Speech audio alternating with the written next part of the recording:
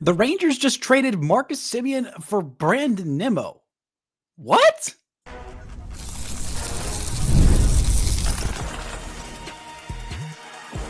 You are Locked On Rangers, your daily Texas Rangers podcast, part of the Locked On Podcast Network, your team every day.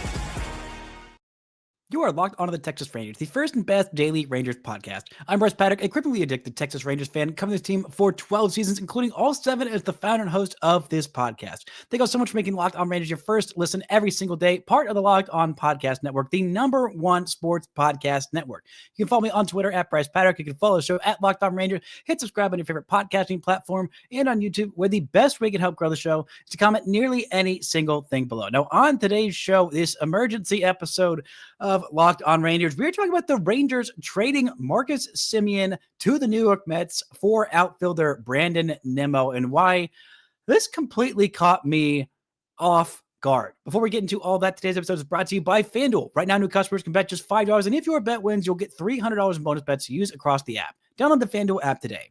Now, just mere moments ago, I was recording what I thought was going to be my Monday episode of Locked On Rangers, talking about the aftermath of losing Adolis Garcia and Jonah Heim and all of that stuff. And I said on that show multiple times that I thought, well, this is not just an indicator, especially with the Jacob Webb, cutting him to save about $1.33 million.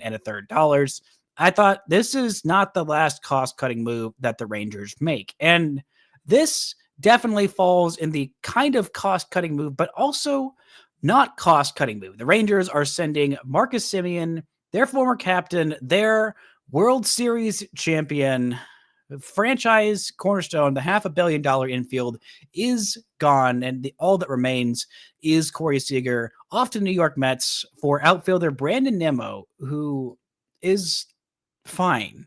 He's just fine. If fine was a player, fine would be Brandon Nimmo. And this is confusing for one main reason, not just roster construction wise. It makes a little bit of sense. Josh Smith will probably move to be the everyday second baseman unless they feel really great about Cody Freeman filling in that role. I'm not sure that I would quite go there with Cody Freeman. It moves Brandon Nimmo out there in right field, so the everyday outfield is probably going to be something like no longer Adolis Garcia, Wyatt Langford in left field, Evan Carter in center, Brandon Nimmo in right field. Maybe you swap corners and put Wyatt in right and Nimmo in left. I don't know exactly how that's going to go down, but because moving off of a contract that's 3 years, $75 million or so that are left, heading into his extending through his age 37 season for Marcus Semien. That was what was owed. He's going to make $26 million next year, but all of this counts as $25 million on the luxury tax, which is really the only number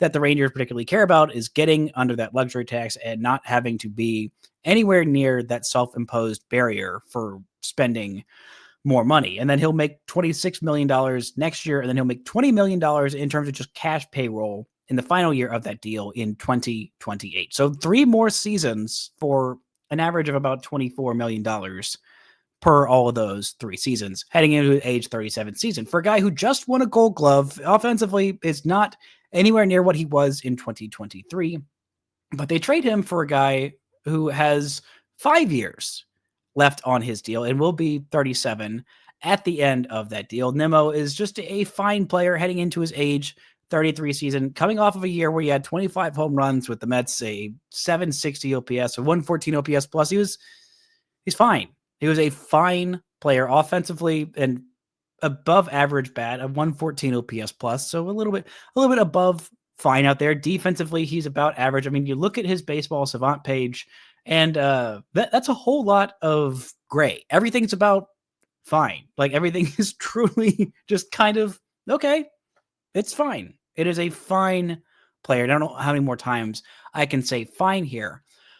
But there's 5 years and $100 million left on Brandon Nimmo's deal. Overall, the Rangers are taking on more money in this deal, although in the aggregate, in the interim, for the next 3 years, it will be less money per year. It's about $20.5 million. So basically, the Rangers are saving $5 million per year on their payroll to take on eventually another $25 million of overall value. But this just really deeply confuses me as to why the Rangers made this move. Marcus Semien was aging a little bit, but still offensively, he wasn't, horrendous. He was a little bit below average offensively overall. The numbers don't look particularly great. A 669 OPS is not necessarily nice, but still was a 3.3 baseball reference for a player this year. I mean, in like 3/4 of a season. This is the most time that Marcus Semien has missed. This is the first time he's really missed any extended parts of time since 2017 back in Oakland. In Oakland, that was now 4 teams ago because he is now a member of the New York Mets. He was an All-Star in 2024 and in 2023. He was a nearly 6-win player his first year in Texas, despite that awful start to the season. But overall, an OPS plus of 97, 3% worse than league average, and still a Gold Glover. This is a guy who has won some kind of hardware 3 of the 4 years he's been in Texas. The one year that he didn't do that, he had a 106 OPS plus and a 5.7 baseball reference for a season. He's average being a 5-win player with the Rangers, more than a 5-win player with the Texas Rangers. It is just truly wild that this is the move that they make, and this is how they choose to make it. I don't think that this means that the Rangers are going to just trade off every veteran that's making any extended amount of money. He's already in the top 20, nearly the top 20. It was very close to being in the top 20 of baseball reference for players for the career as a member of the Texas Rangers. Just one more average season would have jumped him ahead of the likes of Josh Hamilton, of Rusty Greer, of maybe A-Rod, maybe he would have gotten close to Michael Young as well. But this is just a very surprising move because I didn't think that Marcus Semien would be traded this offseason. I just didn't see a scenario where that happened. Not because I thought the Rangers loved him and thought he was the greatest, and they were very happy with everything that was going on with Marcus Semien and the value that he was providing. But it's more I just thought nobody's going to take that contract. Nobody's going to take an extra $75 million for a guy who's in his mid-30s, already showing signs of offensive decline, even though the value is still there defensively. And if you view second base as a premium defensive position, then, Marcus Semien is a valuable guy. He's still got some value on the base pass. He's not, aging in the way that you think, oh, this is going to be a very, very fast fall off, and immediately he's going to be just not a good player. That's not what I thought was happening at all. But I just didn't see someone saying yes to going, yeah, let's go ahead and get $75 million from a guy who was great in 2022 and in 2020 or in 2023 and in 2021 or in 2022. Like, this is a guy who had been awesome in many of these odd years. I thought that this is going to be the odd year resurgence of Marcus Semien because in odd years, he had his best career seasons. 2019, that was when he finished third in MVP voting back with Oakland, had a 8.5 win season. In 2021 with Toronto, he set the record for the most home runs by a primary second baseman with 45 home runs. Then in 2023, he set the record for the most plate appearances combined for a regular season and postseason with 753 plate appearances in that regular season, leading off every single day, being a 7.5 WAR player, finishing third in MVP voting, literally all 3 of those years. In 2019, 2021, and in 2023, he finished third in AL MVP voting. And in several of those seasons, it was only reason he didn't win is because, Shohei Ohtani was doing Shohei Ohtani things in 2 of those 3 seasons. Shohei Ohtani was the one who ended up coming home with the crown. And in 2021, he finished third, and second place was his teammate. That year, it was Vladdy Guerrero Jr. in 2021. And then in 2023, he finished third, and second place was also his teammate in Corey Seager. But this deal just completely confuses me because of what the Rangers got back. What did the Rangers get back in Brandon Nimmo, and why did they trade Marcus Semien for this guy who's just fine? Talk about all that and more right after this. This show is brought to you by FanDuel. The NBA is back, and there's no better place to get in on the action than FanDuel, the official sports betting partner of the NBA. Even if you miss the start of the game or you want to ride the hot hand, FanDuel has live bets on everything from who will score next to fourth quarter comebacks. Let's look at some of these FanDuel odds for the 2026 World Series. If they have changed in the last, I think, hour since I did this show, no, I don't know that they have. New York Mets are still the fourth favorite, tied with the Seattle Mariners at plus 1,100 to win the World Series in 2026. For league winners, let's see, the New York Mets are third favorite to win the National League, behind the Dodgers favorite at plus 185. Phillies at plus 500. The Rangers to win the American League. They are down there behind the likes of the Baltimore Orioles, the Kansas City Royals, somehow ahead of the Rays. And the teams who the Rangers are ahead of winning the AL are the Rays, the Twins, the A's, the Angels, and the White Sox. That's not a particularly great look for these Texas Rangers. But right now, FanDuel's giving new customers $300 in bonus bets when your first $5 bet wins. So head to FanDuel.com to sign up and play your game with FanDuel, the official sports betting partner of the NBA. Shout out to the Everydayers making Locked On Rangers your first listen every single day. On Tuesday's show, I'll be back, and I have already recorded that episode, so I will be putting a disclaimer at the start of it because I literally finished recording about a minute before, maybe a minute before Marcus Semien was traded. I'm losing track of how many different World Series champions for the Texas Rangers are gone because it is almost all of them, it feels like. There are 2 pitchers remaining, and I think now 5 or 6 hitters remaining from that World Series roster. So things are changing very, very rapidly, but that will be on tomorrow's episode of Locked On Rangers. And I said on that episode that this was not these Adolis Garcia, the DFAs, all of these designated for assignment for Jonah Heim, for Jacob Webb, for Josh Spores, for Adolis Garcia. Those were not the last cost-cutting moves that the Texas Rangers would make. And lo and behold, it took about 3 seconds for me to be proven very, very right. But this feels a little bit short-sighted. But let's get into who Brandon Nimmo is as a player. He is an outfielder. He has spent the entirety of his major league career with the Mets, a former first-round pick back in 2011 out of East High School in Cheyenne, Wyoming, one of the very few Wyoming natives to make it all the way to the big leagues. For his career, he has been about an 800 OPS player. He has spent 10 seasons in the big leagues, and one of the things that Brandon Nimmo has done well over the last couple of seasons is he posts. And I don't mean on Twitter, online. I mean that he posts up. He shows up to games. He stays healthy. He has not missed that much time in the last 4 seasons. Last year, played 155 games. The year before that, 151, 152, 151 in the other seasons before that. He has been about a 4-ish win player per 162 games for his career. Last year was a little bit below that, a 2.9 win player, 25 homers. He's averaged about 20-ish homers per season. Spent time a little bit in center field, spent more time recently in a corner outfield slot. The Mets were really enthralled with him, and Mets fans, one of the Mets fans that I talked to right after this news broke said, hey, we were very, very surprised by this because Brandon Nimmo was possibly going to be the Mets captain next year, which I don't think is going to happen now that he is not a member of the New York Mets. I thought that might be a role more suited to Francisco Lindor. But hey, this is where we are. This has been a guy who has just been a little bit above average. He does everything kind of okay. Defensively, he's fine. He's not particularly fast anymore. Doesn't have a whole lot of arm strength. Doesn't strike out a whole lot. Doesn't walk a whole bunch. Doesn't chase all that much either. His hard hit rate and his average exit velo, those are the only baseball savant sliders that are in the bright red. He also has a chase rate in right around the top quarter of baseball. So has a good knowledge of the strike zone, but this is yet another lefty. But he's not someone who, at least last year, hit lefties particularly poorly. I mean, for a lefty, he was much better than most lefties are against left-handed bats, which is big because a large portion of this Rangers lineup is going to be very left-handed, and they just got even more left-handed with this move because Josh Smith is going to be coming in and hitting left-handed and probably playing every day at second base, where Marcus Semien was one of the few righties the Rangers had left. Moving on from Adolis Garcia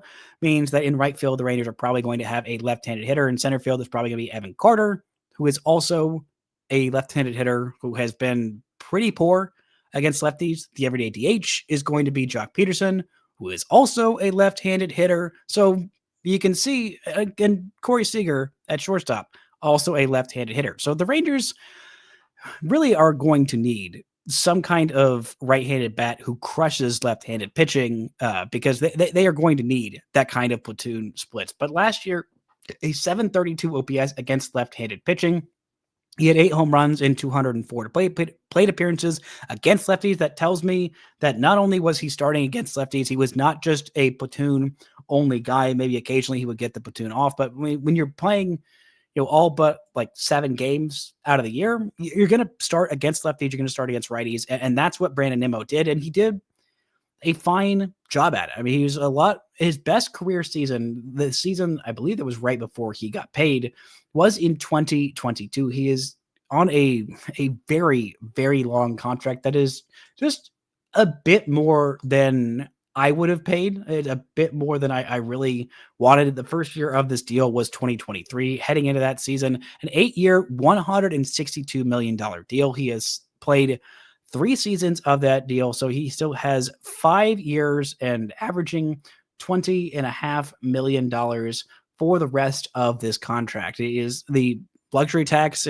You got $250,000 off the $20.5 million that he is making this year. So not exactly a whole lot of savings and a longer contract. And in the overall picture, the Rangers are adding $25 million for what seems like a restructuring, payroll cutting kind of a deal. You look at every single beat writer who is tweeting about this deal, they're saying, look at the money that the Rangers are saving. They're saving $5 million a year for the next 3 years, and then they're adding $20.5 million for several years after that, or 2 years after that. So overall, the Rangers aren't even saving money. They're saving money for the right now, which just feels incredibly weird. Just being this specifically hyper focused on saving money in 2023 when you still have guys like Corey Seager in their prime making a lot of money. You still have Jacob deGrom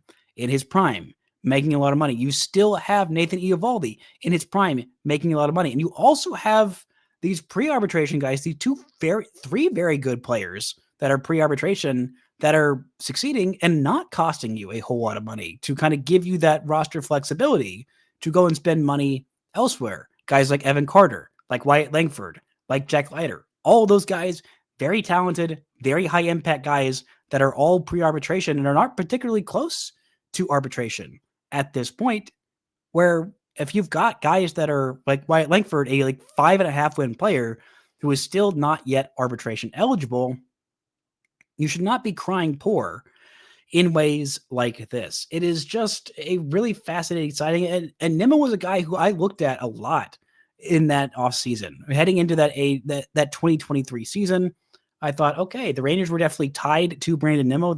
I'm sure, were asking about him, but 8 years was a whole lot of money. It was a Steve Cohen level of money for a guy who has never been, that particularly great. He has never made an all-star team. He has never won a Gold Glove. He has never won a Silver Slugger. I mean, he has just been fine.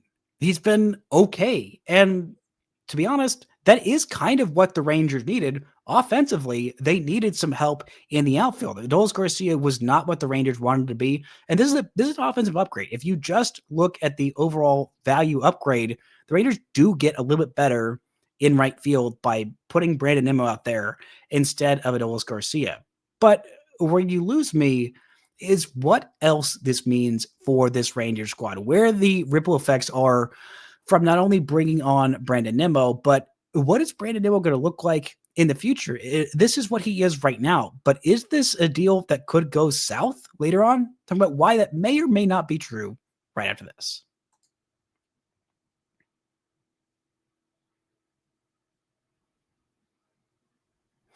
Now, I don't normally love doing player comps, more for prospects, but I feel more okay with it for established big league stars because big leaguers already have the value. They don't have the pressure on them to kind of be like some player that you've never seen before. They can kind of stand more on their own. But when I see Brandon Nimmo, I think very much about a guy who is going to be on the Hall of Fame voting block this year, the ballot this year. It's Shin-Soo Choo. That is a very similar type of player, a guy who is knows the strike zone very well, who works a decent number of walks. Nimmo has not been quite as proficient at having a high on base percentage the last couple of years as he had in years past. His career OBP is in the 360s. Last year, it was 324. The year before that, it was 329 or 327. And the slugging percentage is right around the low 400s. It was at 436 last year. The year before that, it was in below, just 1 point below 400. So this is a guy who is going to give you about 20 to 25 homers, the on base. Hopefully it bounces back closer to where it had been in seasons past. And the years leading up to this contract, I mean, he had an on base above 400. He's done that 3 times in his career. He did it in 2020. He did it in 2021. He also did it in 2018 as well. This has been a very high on base guy. And last year, it really was not as much a high on base guy. I mean, in 2024, his walk rate was in the top 10% of baseball. So he's been that in the past, and he's done a good job of hitting the ball particularly hard. The launch angle sweet spot, that's something that he definitely needs to work on. The chase rate has always been particularly good, and the strikeout rate has been, about fine. At times, he's been a good defender out there in a corner outfield spot. At times, he's been a little bit subpar. He was definitely subpar in center field. I don't anticipate the Rangers asking him to be an everyday center fielder. He might occasionally play out there, but for the most part, I think that other guys are going to go that way. But I think where this starts to confuse me the most is that not only the Rangers are taking on more money, but this is the Rangers have a lot of confidence in what they're going to get out of Josh Smith next year, what they're going to get possibly out of Sam Haggerty, out of possibly Zeke Duran, out of Cody Freeman next year. And I just feel like that's asking a lot. It's asking a lot of these guys that they haven't really been able to do. I mean, Josh Smith the last couple of years has been pretty good, but you look at the splits, the drop off, the tremendous drop off from the first half to the second half, and it's worrying. It's really worrying. In the first half last year, he had a 769 OPS. It dropped off nearly 200 points to below 600 in the second half. He did the exact same thing in 2024, but it was even worse. His OPS was north of 850 in that first half of 2024. And then it dropped off pretty substantially. At 861 OPS in the first half of 2024, the year where he should have been an all-star and wasn't. And then in the second half, it dropped off nearly 300 points to 565. This tells the tale of a guy who is a first half player, and I hope that's not the case. I don't know why it was the case in both of these years. In the first year, in 2024, the first year he was really an everyday starter, I thought, okay, it's because the workload's a bit much. This is a lot that the Rangers are asking of him.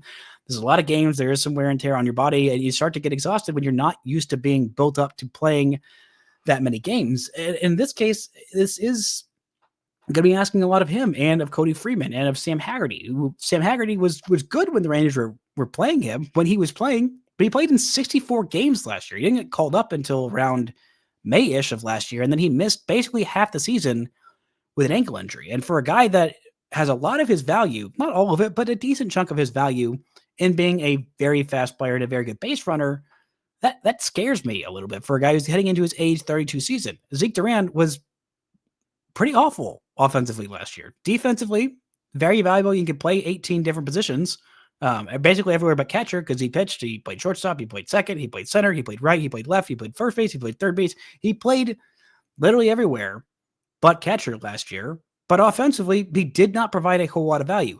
And overall, this could be a good move for the Rangers because Brandon Nimmo is at least a league average bat. And last year, the Rangers did not have all that many of those guys who were staying in there consistently. Evan Carter was above league average bat, but he only played in 63 games last year. Wyatt Langford, well above league average bat. He missed 30 games. Josh Young was about league average-ish.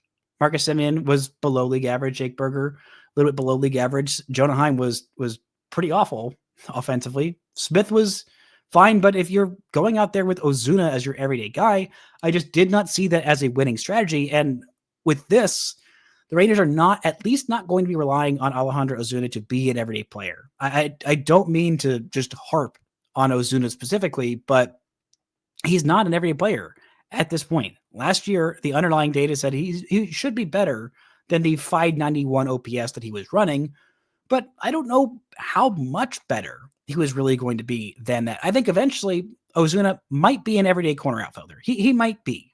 And you know what? If that's what he ends up being, That is a huge jump from what the Rangers expected when they signed him out of Mexico for around 10 grand 5 years ago. That is a lot better than what any of the highest expectations for Alejandro Ozuna's professional career could be. But relying on him to be an everyday starter on a team that, for all intents and purposes, for all what they're saying with their mouths, not with their dollars and with their actions, but with their mouths, the Rangers are saying, hey, this is a team that wants to compete for a championship in 2026. I don't know that I buy it with some of these hugely cost-cutting moves, but they're at least saying that with their words. And so bringing in Brandon Nimmo is a boost to that. It is a boost to this offense. Is a guy who can bring you some really quality at bats like an Evan Carter. I mean, offensively, their profiles are kind of similar. Defensively, I think Evan Carter is miles better than what we've seen from Brandon Nimmo. Even Brandon Nimmo at his peak was never had the defensive value that Evan Carter had, but that, pesky at bat, that working count, that left-handed on base heavy bat with a decent amount of pop every once in a while. I think that could be the kind of value that Brandon Nimmo is providing. And just adding one more decent bat in their lineup could be what they needed. I think it's what they needed last year. You look at what their projected opening day lineup is going to look like next year, and how many of these guys are average bats. I think it's a better percentage of it than it was last year. Brandon Nimmo projected to be the leadoff guy, then Wyatt Langford hitting second, Seager third, Peterson in the cleanup hole. Maybe that ends up being okay. Pushes Jake Berger down to hitting fifth, Evan Carter hitting sixth, somewhere in there. I think that's fine. Josh Smith being your everyday third baseman, hitting seventh. Josh Smith as your 8-hole hitter. If Josh Smith is your 8-hole hitter, I think that's a pretty decent lineup. And then you put Higgy in there in the 9-hole. And I think that's an overall at least average lineup next year. Maybe this makes them a lot better. They still have some work to do on the bullpen side. I still think they should go sign a good closer, even if it costs a pretty penny. Go cut corners in the mid-range of your bullpen. Don't cut corners at the back end of the bullpen. I think that's the lesson that Chris Young learned this past year. But he's shown an ability to go and get some of those really good deals on guys that are buying low on bullpen guys, like what he did last year. Look at the likes of Sean Armstrong, how good he was for basically $1.25 million. Look at how good Howie Milner was for the first half of the year until he got overused and overexposed and really struggled down the stretch for $2.5 million. Like, look what they got from Chris Martin whenever he was out there on a team-friendly deal as well. I mean, some of these other guys as well, there are some other moves to be made. And I'm a little surprised they weren't able to get any kind of value from Adolis Garcia. I talked about that.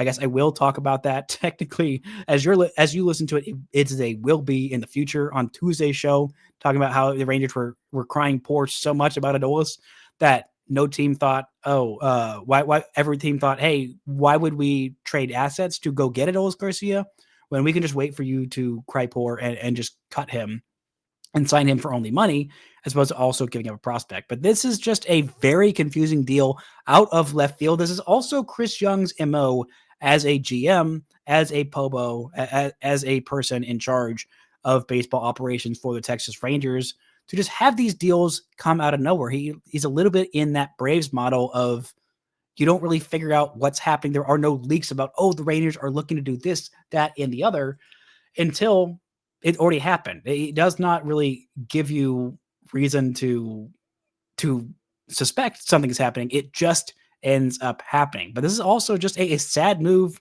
for those who loved watching Marcus Semien play. I mean, I really loved watching Marcus Semien play defense, and this is sad. This is honestly really sad. And it's a sad message to send to potential future free agents of, hey, this is a guy who was supposed to be the bedrock, the cornerstone of this franchise. This is a guy who was the Rangers captain. He was their emotional leader, that workhorse in the clubhouse, the guy who set the culture for the first championship team in franchise history.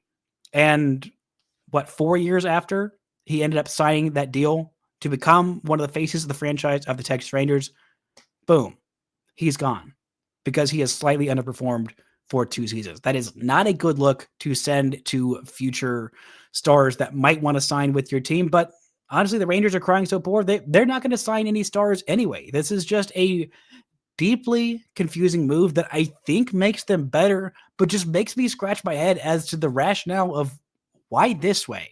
Why is this the move that's happening? And what are the ripple effects that are going to come of this kind of a trade, not just for this year, but for years to come for this Texas Rangers franchise?